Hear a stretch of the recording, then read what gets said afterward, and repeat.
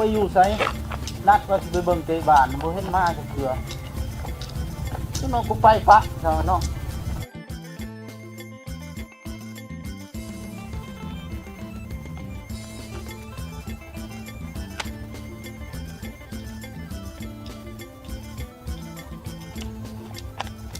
โอ้เชี่ยวกูมาหวนแล้วได้มึงท่ากูร้นแล้วบ่ห้วยท่าตัวร้นแล้วเขาบ่ท่านะกูไปปะแล้วนะโอ้ยมึงอย่าขี้โม้มึงตาบอดมึงสิไปได้น่ะได้ไอ้นี่ท่าที่ปะมันจะเอาตากูเอามึงมากูไปปะได้ดิโอ้ยไปสั่นน่ะไปมันสิบ่ทันเห็นได้บ่แม่นเขาเตะบ้านแล้วมื้อละทียังโอ้ยไปก่อนไปไวๆเด้กูน้องกูไปปะมึงไหนโอ้ยไปปะนะได้ตาบอดมึงอย่าขี้โม้ไรมึงจะเห็นหุงบ่ไปให้รถตั้มแม่ตายทีมล่าไรมึงจะไปเนาะย่างไวๆนะแม่โอ้ยเพิ่มบ่เอาขาหักนี่ไปบุไรเอาพากันไปใส่นี่มานั่งก่อนแม่มานั่งนั่งพาไปใส่ฝากไปเตะบ้านก็สิไปเบิ่งเตะบ้านดูรัก16พุ่นน่ะโอ้ยบักอันนี้เว้าใหญ่ขี้โม้ตัวเองคนตาบอดสิไปเบิ่งเตะบ้านสิเห็นบ่มึงขาหักยังว่าสิไปเตะบ้านคือกันเอามานั่งก่อนมานั่งอยู่นี่ก่อนมานั่งก่อนมาตาไม่นะจิแจเอาตาเขาเห็นบ่เห็นบ่เขาหนังอยู่นี่น่ะเล่นนะเจ้าก็นั่งอ่อยตีไปทางนั้นนั่งกินน้ำกินน้ำเห็นบ่น้ำนี่เอ้าได้หมักไม้ก็มีนะไอ้นี่อยู่ใส่มึงเห็นมึงก็เบิ่งเด้อติอยู่ใส่ตอนนั้นป้านั่นสิไปเบิ่งเตะบ้านขี้โม้เอ้ยตุ้งน้ำอยู่นี่ก็ยังบ่เห็นให้เรากินน้ำก่อนบ่ทำมืดแค่กีตาร์คอยเด้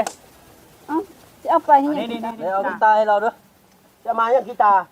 ห้องเพลงแล้วเนาะเพลงเป็นซั่นบ่ห้องเพลงม่วนเด้ลิ้นกีตาร์ก็เป็นอีกโอ้ยห้องให้ฟังมึงด้วยสั่นน่ะมาสิลิ้นให้สั่นโอเคให้เราลิ้นให้เบิ่งดูลองห้องมาดูชอบเพลงอย่างนี้ดูขี้ยังเลี้ยวสุดขอบฟ้าบ่เห็นหน้าน้องนางเคียงไกลโอ้ยบักขี้โมบักห้องเพลงบ่เบิ่งเจ้าของห้องเพลงเลี้ยวสุดขอบฟ้าพุ่นน่ะที่เลี้ยวสุดขอบฟ้าตัวสิเห็นโตคนตาบอด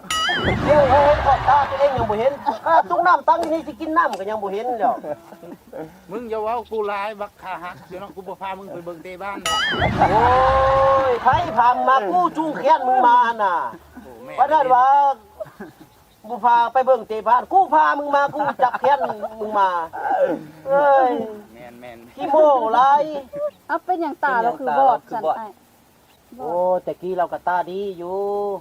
แต่ขาเรามาฮักซาบุมบ้านเนื้อนี่แหละก็ตาบอดอ้าวซาบุมเอาปืนยิงตาวะแม่นความฮักทำให้คนตาบอดเงินตลกเนาะเอ้าขาจะเป็นอย่างไรคือฮัก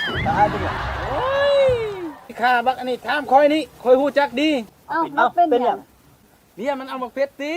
เอ้าตีจังเลยมาเพชรน้อยเป็นอย่างคือตีได้ขาหักสิบ่ฮักจังได